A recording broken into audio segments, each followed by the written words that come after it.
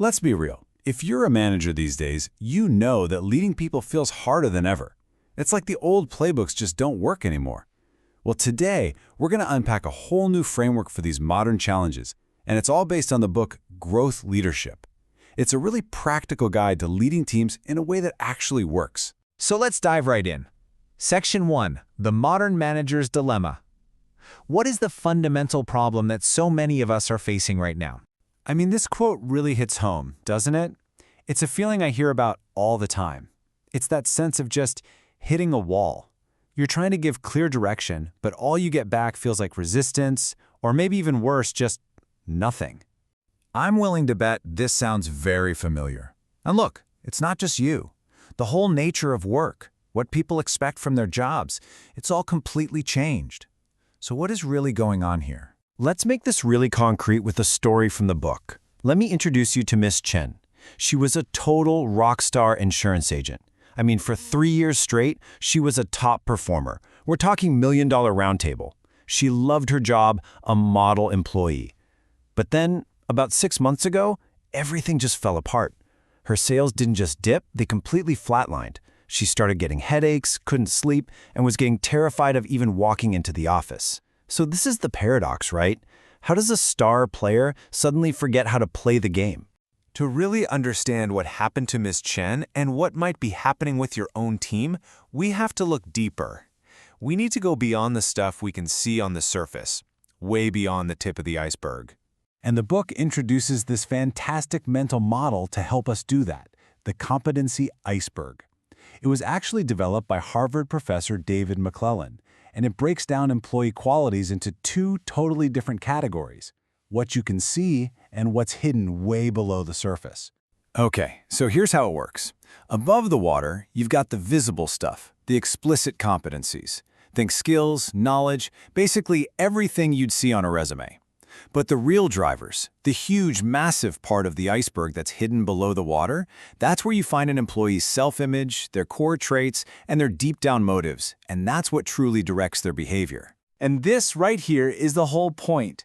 We spend all our time trying to manage the 10% of the iceberg we can see, wondering why performance is tanking, when the real cause is buried in the 90% we can't see. Trying to fix Ms. Chen's problem isn't about retraining her on sales skills. It's about understanding what shifted for her deep down below the surface. So, if all the real issues are hidden, how in the world do you actually deal with them? Well, this is where growth leadership gives us an incredibly practical 4-stage framework. It's like a roadmap for navigating below the waterline. And here is that roadmap. Now, these 4 steps are sequential for a really good reason. You can't just jump to step 2 and try to clarify a problem with someone who doesn't trust you. You have to start by building a real relationship. Only then can you uncover the true issue. After that, your job is to empower them to take action, not just bark orders. And finally, you reinforce that action with positive feedback, which creates this amazing positive cycle and makes the growth actually stick. Okay, so that's the what. Now let's talk about the how. The book is just jam-packed with practical tools for stages 2 and 3, clarifying problems and taking action. We're going to look at 2 of the most powerful ones. The first tool is all about diagnosis. It's called situational leadership theory. And what it does is it forces you to look at any performance issue and ask one single critical question, which splits the problem into 2 very different buckets. And here it is. This is the fundamental question. Is the employee unable to do the task, or are they unwilling? The difference here is absolutely critical. See, one requires teaching, the other requires coaching. If you get the diagnosis wrong, your solution is guaranteed to fail. Your entire approach hinges on getting this right. This little matrix is your diagnostic map. So, think about someone on your team, maybe a new hire who's super enthusiastic but doesn't know the ropes yet. They'd be in R2, unable but willing. What they need is clear, direct instruction. But what about that veteran employee who is totally capable but just seems checked out? They're in R3. Able but unwilling. Giving them more training would be a total waste of time, maybe even insulting. They need a completely different conversation, one focused on what's motivating them. You just can't use the same leadership style for both. Okay, so once you've diagnosed the problem, how do you help the employee take action? For that, we turn to a classic coaching tool that the book highlights, the GROW model. It's just a simple, brilliant way to structure a conversation so that the employee finds their own way forward. The real magic of this model is in its flow. You start with the goal, which gets things positive and forward-looking. Then, you ground the whole conversation in reality, no daydreaming allowed. Only after you've established that clear gap between the goal and reality do you start brainstorming options. And the crucial final step is will, turning a vague idea into a rock-solid commitment.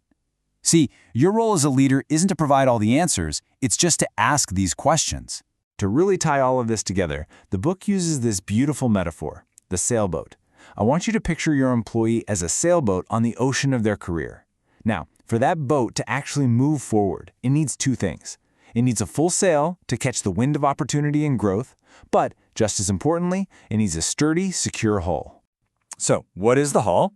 Well, it's the foundation of their psychological well-being. It's a sense of safety, a feeling of connection and belonging with the team, and a healthy level of self-esteem.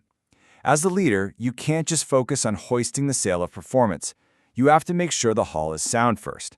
This is all about taking care of those below-the-water needs. All right, finally, we come to what might just be the single most important principle in all of growth leadership. It's the foundation that everything else is built on. It's really this simple. You cannot guide other people through their iceberg if you aren't aware of your own.